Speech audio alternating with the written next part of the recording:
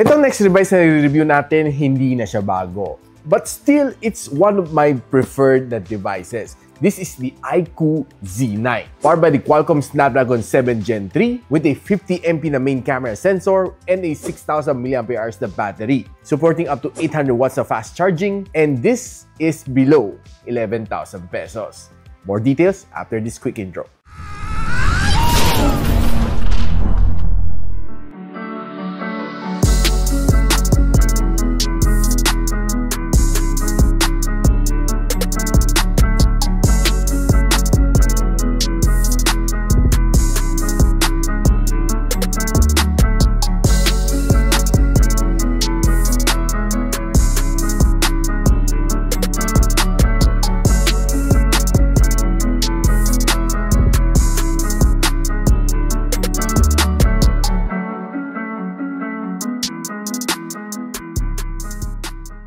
Ito si iQOO Z9 na may 8 gigs of RAM and 256 GB of storage is currently priced at 10,999 and nabili ko to sa UKDB Gadgets, and I'll post the link on the description box below kung saan mo siya pwede mabili, or just simply click the product link. Now, one of the first thing na napansin ko dito is not so bad ang kanyang design. Well, it's a little bit throwback kasi Z9 na to, and right now they're selling Z10. But I'll show you in this video kung bakit still worth it pa itong device na ito kahit medyo one generation older na siya. One thing to like dito sa kanya is premium looking ang kanyang likod. Even though that this has a plastic back, pero okay naman, solid naman ang feel ko dito sa likod, though it's a little bit shiny and maraming fingerprint smudges, though you can always put on a case kung gusto mo. And the camera module dito looks quite good and hindi naman siya makapal. Another good thing na gusto ko dito is matte finish ang kanyang gilid. It's a plastic frame and ang kanyang bezels is quite uniform naman, though hindi naman siya ganong kanipis. And by the way, this one is IP64 dust and water resistant. Makaka-withstand siya ng mga splashes ng tubig, except that hindi siya pwede malublog sa tubig. Water damages, voids warranty. And just a word of warning, this is a China ROM phone, hindi siya global ROM. Kung gusto mo malaman kung paano install Google Play Store, pasok ka lang sa V-App Store, type mo Google Play, install, and you're done. Yan lang. Makita mo meron ka ng Google Play Store working. Now, nung unang labas na ito, this is running Android 14 inside Origin OS 4, but right now, updated na siya. Currently updated na sa Origin OS 5, and it's already running on Android version 15. Pero the sad news dito is that hindi pa rin gumagana ang Globe and Smart SIM na 5G dito. Hanggang 4G lang siya. Si Dito SIM lang ang gumagana up to 5G. Dahil this one supports SA na technology na 5G, si Globe and Smart, they are using NSA. So, hindi compatible. Sana mag-upgrade na rin ng facility si Globe Smart para gumana na ang 5G dito. At least ready ka lang. Now, one thing na sobrang gusto ko naman dito is that quite powerful naman ang 7 Gen 3. Not the most powerful one, pero on day-to-day basis, doing all of your multitasking jobs like video editing, uploading your videos, doing some spreadsheets, walang problema dito. Kayang-kaya niya gawin lahat ng task na kaya mo ibigay sa kanya, pati gaming pa. And nung sinalang ko naman siya sa Antutu benchmark, it was able to get me a 830,000 points dito. This is the breakdown score. 1,500 na ganun loop score and a 99% stability dito sa Wildlife Extreme. Ito score nakuha ko sa CPU benchmarking ng Geekbench, and ito naman sa kanyang GPU benchmark. Looking good ang kanyang thermals and it throttled to 94% ng kanyang best performance. Now, probably one of the best things dito is malaki ang kanyang battery at 6,000 mAh, and the best thing dito is that it can support up to 80 watts na fast charging. Charging from 0 to 100 takes you around mga 45 minutes to complete the full charging cycle, and makunat naman kanyang battery. I was able to test this as my daily driver and happy naman ako sa kanyang battery endurance. Can last me a whole day without charging basta I'm just using it normally. Now, nung sinalang ko to sa PC Mark na battery stress test, unfortunately, ilang beses ako nang failed, so I did a manual test. It gave me roughly a 17 hours and 23 minutes na screen on time. Itong test na ito is based on 50% brightness and 60 Hz na screen refresh rate. Napag-usapan natin quickly ang kanyang display. This one has a 6.78-inch na AMOLED display with 144Hz screen refresh rate, probably one of the highest dito sa kanyang price point. Meron din siya 4,500 nits sa kanyang maximum brightness and a 90% na screen-to-body ratio. Now, kung ang hilig mo naman is browsing on social media, this phone can give you a good experience. Dahil when I'm browsing dito sa phone nito, sa Facebook, sa TikTok, pag-scroll ko sa mga shorts and sa mga reels, smooth na transition and wala kang mafe-feel na lag as long as magandang yung internet connection, you shouldn't feel any problem at all. Now, if you're watching your favorite shows naman dito on HD, expect to give you a really nice na experience dahil the AMOLED display dito sa phone na ito is quite good. Even though that this phone is below 11,000 pesos, but I don't think na pangit na AMOLED display nilagay ni Vivo iQOO dito. Now, gusto ko lang simply i-test ang kanyang sounds dito. Since this one has a stereo speaker, pakinggan na natin.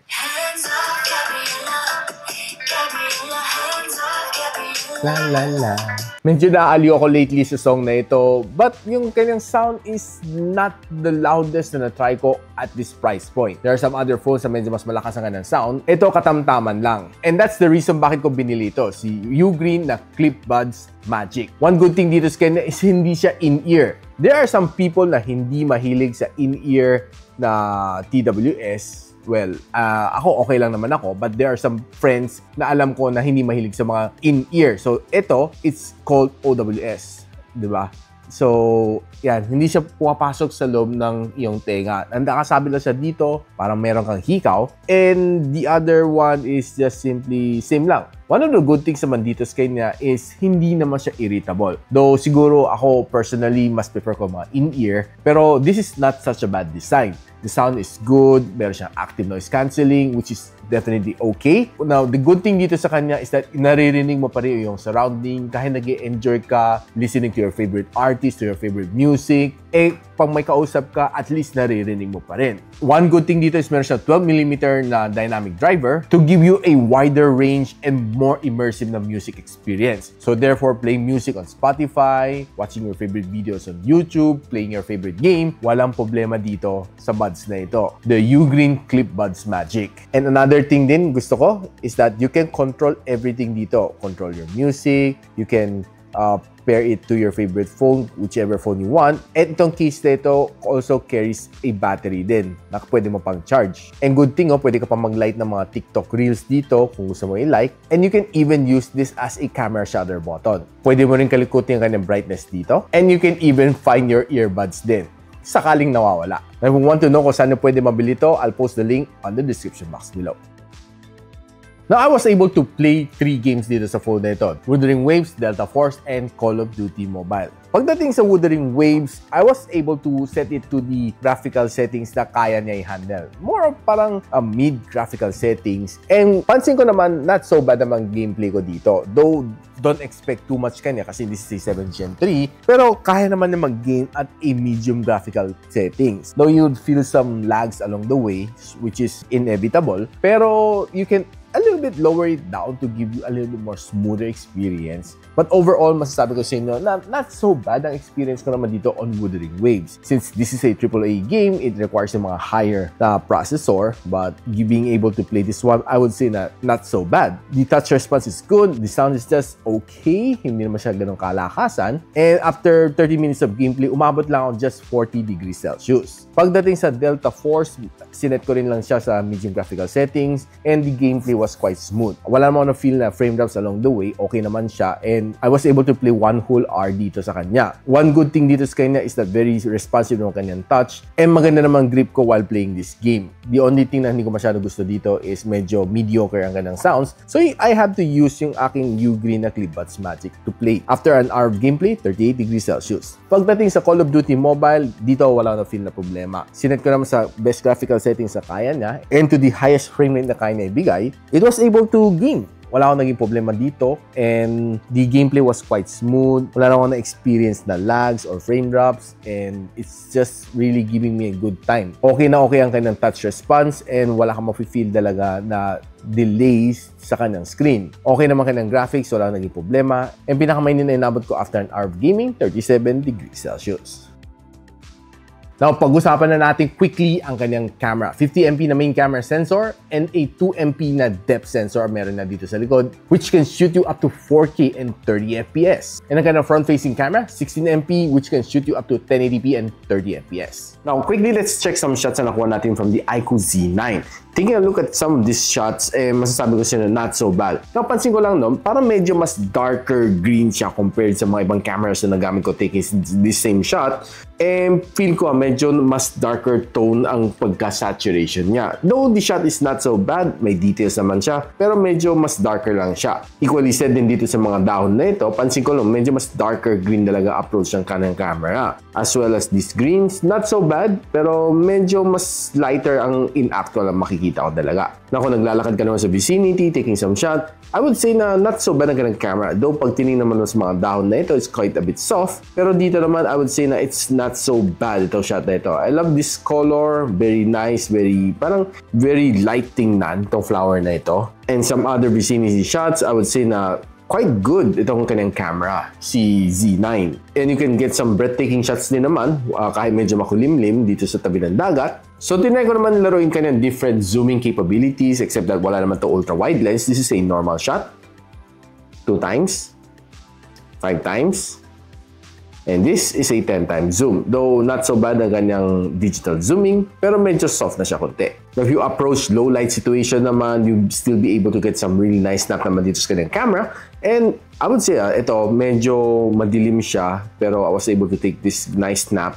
Equally said din dito sa mga mannequin na to, yung ganda ng pagka-cinematic effect na here. Pati itong family shot na ito, very simple, parang medyo mas lighter kunti nga ng approach, pero not so bad tong shot na ito. And taking a look at some of this shot, masasabi ko sa inyo na medyo mas whiter tone ang napansin ko dito kasi on the other cameras that I've tested, medyo mas vibrant sila itong mga bricks na ito, pero dito parang medyo mas namumuti sila. Pero dito naman sa mga pen na ito, looks quite okay. And taking some indoor na mga plant shots, masasabi ko sa inyo, it's really good, no? Itong kanyang camera. Just don't expect na magpa-perform siya like mga upper mid-range level, pero itself ay ganang price point, I would definitely say na not so bad na ang kanyang camera. Taking a look at some of the food shots na nakuha natin, not so bad din ang kanyang mga nakuha ko dito. Not so bad, pero yung hindi naman sobrang litaw yung mga food na mapapawaw ka. But just right enough for you to showcase itong mga food na ito sa Facebook and sa Instagram niyo. Pero pagdating naman sa low light, kinuha ko tong LED light na ito, no? Parang medyo may kunting color spill. And this is also not such a good shot dito sa low light. This is probably one of my favorite shots, the macarons na ito. Ang ganda ng pagkakuha dito. Very simple shot, maganda background blur, and it's just probably one of the best shots na nakuha ko from the Z9. Na kung ang hiling mo naman sa selfie, honestly, I would say na masyadong makinis ang aking mukha. Halos perfect yung mukha ko dito. Sobrang kinis, no? Sana all, no? Yan ang masasabi ko sa inyo. And taking more shots talagang, well, I would say it's a little bit smoother than usual. Pero masasabi ko maaliwalas sobrang aking mukha. And I sort of like it, pero medyo matapang lang kanyang beautification kahit wala ako sineset sa kanya. Here are some low light samples. Medyo mas softer na siya compared sa outdoor. But kung medyo maganda namang ilaw, and you'll be able to take some nice snap naman. Na kung ang gamit mo naman ng front-facing camera, well, honestly, matagtag siya, no? Though the quality is not bad, though nakakahilo lang siya tingnan, no? While you're walking. Parang ka nang ma-marching. Now, if you're using the rear camera naman, well, not bad. Not the best. Pero I would say na siguro dahil medyo gloomy, so medyo darker ang kuha ko. But overall, I would say na quite stable ka ng camera. That's for sure. And the resolution ain't that bad. Now guys, ano masasabi ko dito sa iQOO Z9? Probably I would say na it's quite good at its price point. 10,999, which mabibili nyo sa UKDB Gadgets. What you'll get here is a decent camera, a decent gaming phone, and a good display. Pati kanyang battery is quite good, makunat din siya. And definitely it's not hard for me to recommend this phone to you. Except that siguro talaga paghabol ng 5G, yun lang siguro wala dito.